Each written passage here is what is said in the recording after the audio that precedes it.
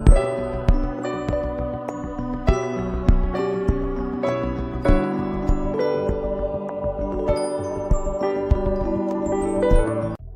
श्री राम, जय वीर बालाजी महाराज। दोस्तों, एक बार आपका फिर स्वागत है आपके खुद के चैनल फैक्ट्स एंड स्टोरीज पर।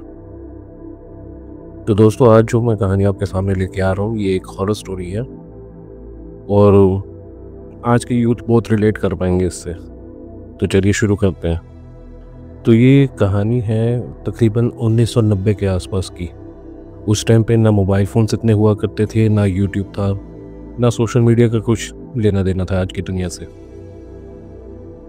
इस वजह से काफ़ी चीज़ें ऐसी होती थीं जिसके बारे में लोगों को नहीं पता होता था। लाइक आज तो सोशल मीडिया है, तो हर छोटी से छोटी बात भी, कुछ भी होता है तो सोशल मीडिया पे आ जाता है। कोई भी हादसा हो, कोई ऐसी प्रॉब्लम हो जो लोग फेस कर रहे हों, तो वो कहीं ना कहीं से सोशल मीडिया के थ्रू लोगों के नोटिस में आ ही जाती है।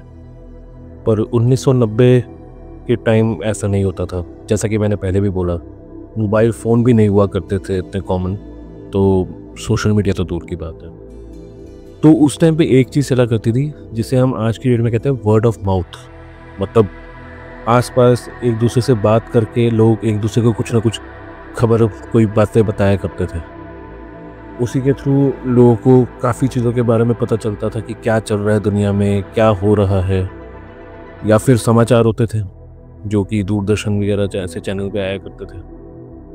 उस टाइम पे इवन प्राइवेट चैनल्स का भी इतना कोई बोलबाला नहीं था, सिर्फ ये दूरदर्शन ही चला करते थे और उनके जो न्यूज़ आते थे उसी से ही खबरें पता चलती थी लोगों को।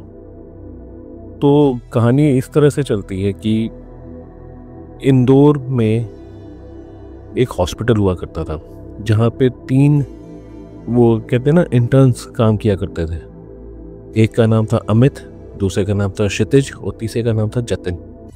ये बहुत अच्छे दोस्त हुआ करते थे और क्योंकि भी इंटर्न्स थे, मतलब अभी अपनी MBBS की पढ़ाई करके निकले ही थे, अपना अभी मतलब प्रैक्टिस ही कर रहे थे, तो आप समझ सकते हैं कि बहुत यंग थे, ठीक है ना। तो आपस में इनके कुछ ना कुछ मस्ती मजाक चलता ही रहता था। तो एक बार की बात है, ये तीनों हॉस्पिटल में नाइट शिफ्ट कर रहे थे। उसी टाइम वहाँ पे एक इमरजेंसी केस आता है जिसमें एम्बुलेंस एक आदमी की बॉडी को लेके आती है जो कि बहुत बुरी तरह घायल होता है, उसका एक्सीडेंट हुआ होता है हाईवे पे। तो फटाफट उसको लेके जाया जाता है, डॉक्टर्स ट्रीट करने की कोशिश करते हैं, लेकिन अनफॉर्चुनेटली उस आदमी की हो जाती है डेथ, वो नहीं बच पाता। तब इन तीनों को ऑर्डर दिए जाते हैं कि इनको मुर्दा घर लेके जाना से, और जब तक उसकी कोई फैमिली नहीं आ जाती तब तक वो वहीं रहेगा। तो ये ऑर्डर फॉलो करते हैं, लेके जाते हैं वहाँ पे। उनको जो जगह मिली हुई थी मुर्दा घर में, वहाँ पे उनको लगाते हैं, उनके अंगूठे पे एक डाल लगाते हैं, नंबर लगा देते हैं और बाहर आ जाते हैं। बाहर आने के बाद क्योंकि अभी इनके पास और कोई काम नहीं होता, तो ये लोग एक हॉस्पिटल के बाहर एक चाय की दुकान पर जाते हैं, अपना चाय लेते हैं, चाय पी रहे होते हैं, सिगरेट पी रहे होते हैं। तो बातों बातों में ये बात छिड़ती है कि अमित कहता है कि यार मुझे तो ना बहुत डर लगता है ये मुर्दों को देखकर। मुझे तो ऐसा लगता है कहीं कोई उठ के खड़ा ना हो जाए और कोई मेरा हाथ ना पकड़ ले। और कभी कभार तो मुझे ये भी लगता है कि मैंने शायद गलती कर ली, मेडिकल प्रोफेशन लेके मुझसे ये सब देखा नहीं जाता, मुझे तो बहुत डर लगता है। तो अमित की बस ये कहने की देर थी कि जतिन ने उसका मजाक उड़ाना शुरू कर दिया। वो बार बार उसका मजाक उड़ा रहा कि तू तो फट्टू है, तेरे बस की कुछ नहीं है, तू तो डरपोक है, ये है वो है करके उसको बहुत मजाक उड़ाया। तो जतिन के बार बार ऐसे बोलने से अमित को गुस्सा तो बहुत आ रहा था, लेकिन क्योंकि दोस्ती है इसलिए वो कुछ कह नहीं रहा था। बस इतना कह रहा था कि बेटा, जिस दिन तेरा सामना हो गया ना कि ये ऐसी शक्ति से, उस दिन तुझे पता चलेगा कि भूत प्रेत क्या होते हैं, क्यों मुर्दों से डर लगता है। और उस टाइम तू चलती हवा से भी डरेगा, तुझे हवा की आवाज़ से भी डर लगेगा। ये बात सुनकर जतिन और ज़ोर से हंसने लगता है। कहता है साले, मैं ऐसा बेवकूफ़ आदमी नहीं हूँ, मैं सब चीज़ें समझता हूँ, मुझे कोई डर नहीं लगता, मैं किसी से नहीं डरता। अब अमित इतने इस लेवल पे आ गया था कि वो उसको गुस्सा उसका पार हो गया था और कुछ कह नहीं रहा था, लेकिन अभी भी। लेकिन जब जतिन का से हंसना रुक ही नहीं रहा था, तो ये देखकर अब अमित को बहुत ही ज़्यादा गुस्सा आया तो उसने जतिन को कहा कि ठीक है, तू बहुत बहादुर है ना, तुझे डर नहीं लगता, तू भूत प्रेतों में नहीं मानता, तू आत्माओं को नहीं मानता, तू किसी तीसरी शक्ति को नहीं मानता, तो ठीक है, चला जाए, एक शर्त लगाते हैं। और शर्त लगती है 500 रुपये की।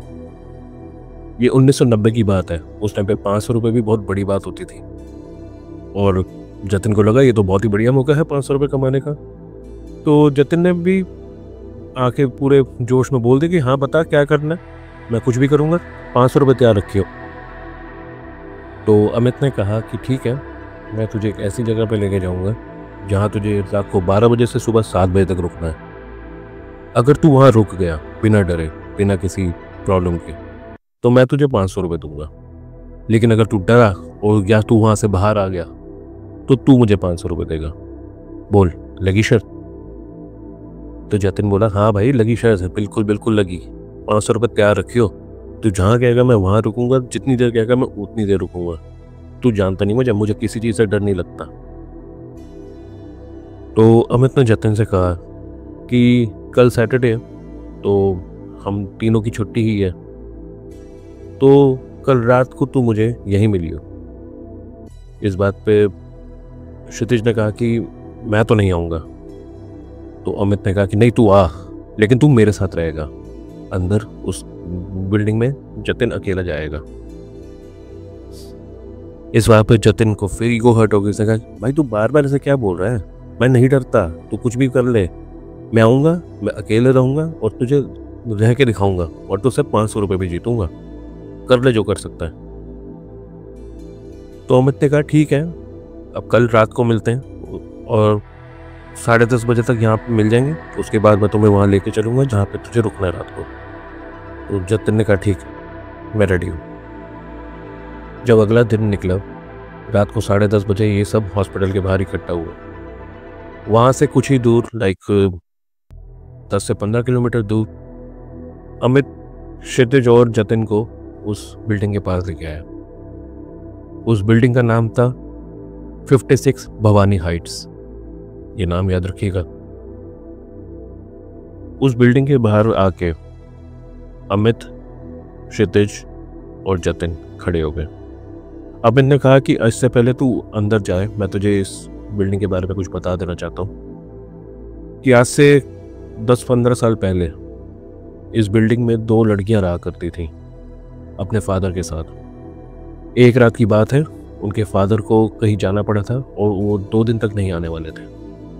उस टाइम पे यहाँ पे एक सीरियल किलर घूम रहा था जो कि एक साइको भी था। और पुलिस वालों ने आके आसपास के हर घर में सबको ये चीज़ बताई कि ऐसा ऐसा है, ये सीरियल किलर अपनी जेल से भाग गया है, तो कम से कम आज रात के लिए अपने खिड़की दरवाजे टोटली बंद करके रखे, किसी अनजान को अंदर आने ना दें और किसी के लिए दरवाज़ा ना खोलें। ये रात थोड़ी क्रिटिकल रहने वाली है। तो लेकिन अब उन 2 लड़कियों के पापा ने तो जाना था, तो वो तो चले गए थे। वो दोनों लड़कियां घर में अकेली थी। तो कहते हैं कि रात को अराउंड 12 बजे के अराउंड उनके घर पर किसी ने नॉक किया। दोनों लड़कियां थोड़ी डरी हुई थी, लेकिन फिर भी बड़ी जो उनकी बहन थी वो नीचे जाके उन्होंने चेक करना शुरू किया, तो पता चला कि वही सीरियल किलर था और उसने उसका गला काट दिया अपने चाकू से। ऐसा होने पे जो छोटी बहन थी वो भी डर गई थी।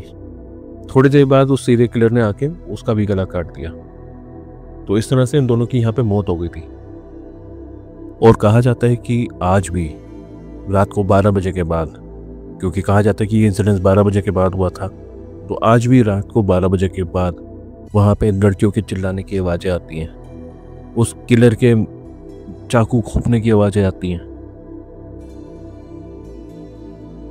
तो अमित ने कहा तो जतिन बता, अब ये कहानी सुनने के बाद भी क्या तू अंदर जाना चाहता है? तेरे पास अभी भी समय है, तू अभी भी बैकआउट कर सकता है अपने इस चैलेंज से, मैं तुझे कुछ नहीं कहूँगा। इस बात पर जतिन और ज़ोर से हंसने लगा और हंसते हंसते बोला कि तो भाई कहानी तो तूने बहुत ही बढ़िया सुनाई थी, पर मैं नहीं डरता, ठीक है ना। रात को 12 बजे क्या, मैं 12 बजे से सुबह 12 बजे तक रुकूंगा, देखता हूँ कौन सी यहाँ पे शैतानी शक्ति है, कौन मेरा क्या कर लेता है, किसकी हंसने की वजह आवाज़ें आती हैं, मैं नहीं डरता किसी से। तो अमित ने कहा ठीक है, जैसे तुझे ठीक लगे। उसने कहा कि अब तू 12 बजने वाले, अब तू जाए इस बिल्डिंग के अंदर, हम तेरे को सुबह आके मिलते हैं।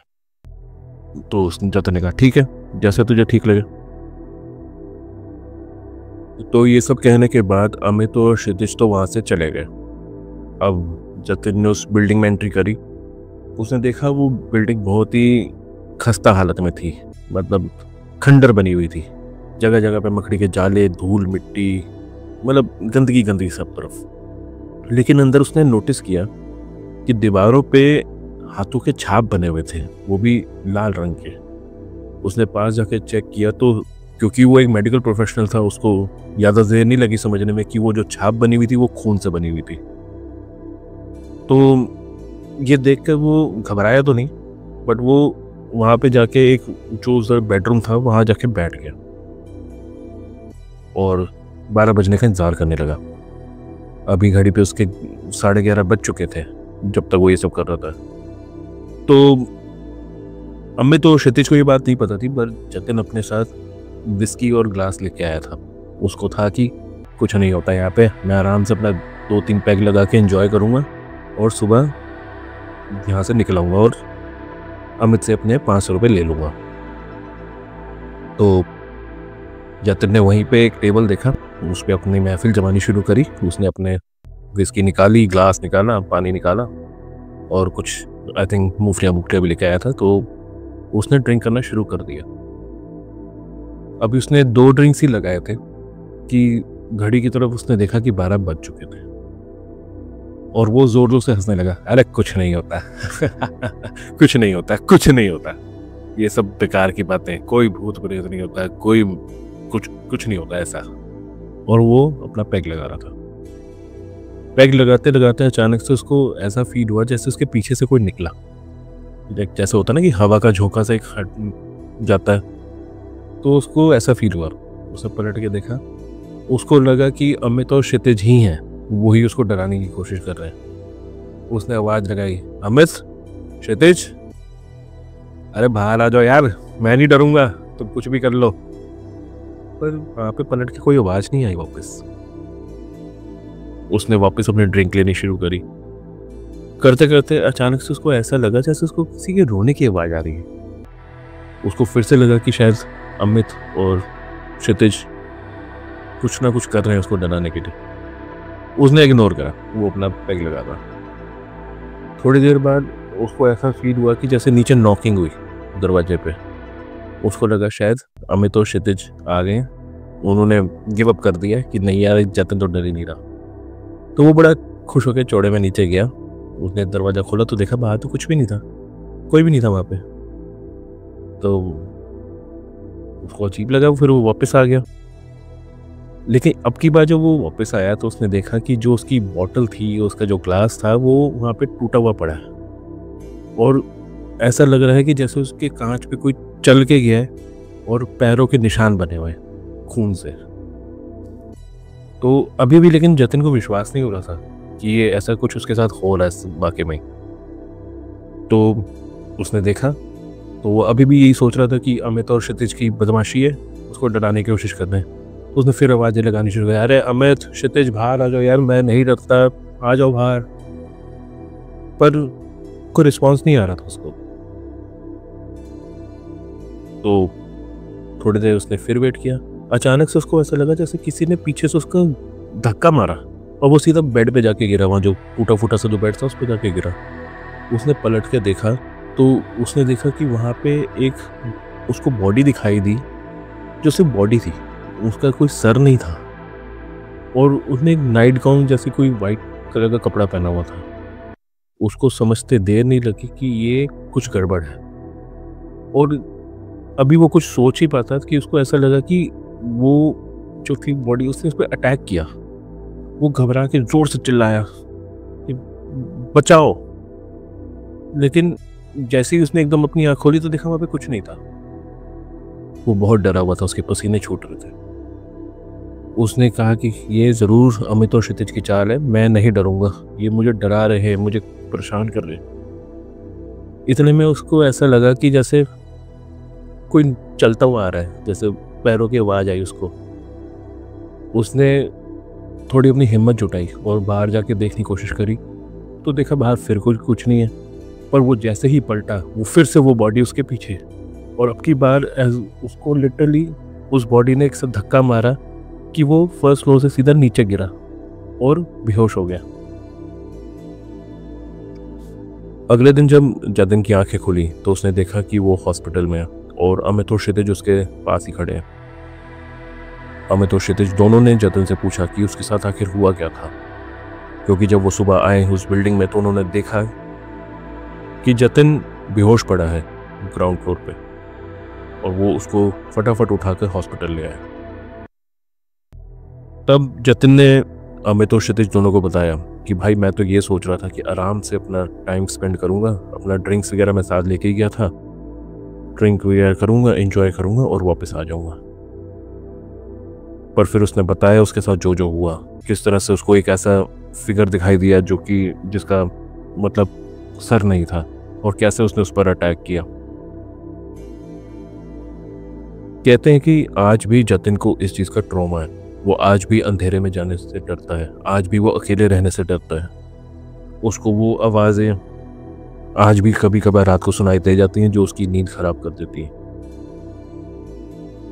तो दोस्तों, इस कहानी से हमें ये पता चलता है कि हम अपनी जवानी में जोश जोश में शर्तें तो लगा लेते हैं, हम उस टाइम पे बिल्कुल भी नहीं सोचते कि इसका आउटकम क्या होगा या इसके क्या कॉन्सिक्वेंसेस हमको फेस करने पड़ेंगे, हमारे साथ कैसा आगे एक्सपीरियंस रहेगा लाइफ का। तो यही कहूँगा कि आज से इस चीज़ का ध्यान रखिएगा कि कभी भी किसी चीज़ से किसी भी बात पे कोई शर्त लगाएं तो 10 बार सोच लें कि कहीं जतिन जैसा एक्सपीरियंस आपको भी ना हो जाए। तो आशा करता हूँ कि आपको ये कहानी पसंद आई होगी। अगर आपको ये कहानी पसंद आई है तो लाइक करें, शेयर करें, सब्सक्राइब करें आपके अपने चैनल फैक्ट्स एंड स्टोरीज को। अगर आपकी कोई सजेशंस है कोई स्टोरी से रिलेटेड या आप अपना कोई एक्सपीरियंस शेयर करना चाहते हैं जो आप चाहते हैं कि मैं यहाँ पे नरेट करूँ, तो आप मुझे नीचे दिए गए ईमेल एड्रेस पे लिख के दे सकते हैं। मैं अपनी आवाज़ में उसको नरेट करूँगा।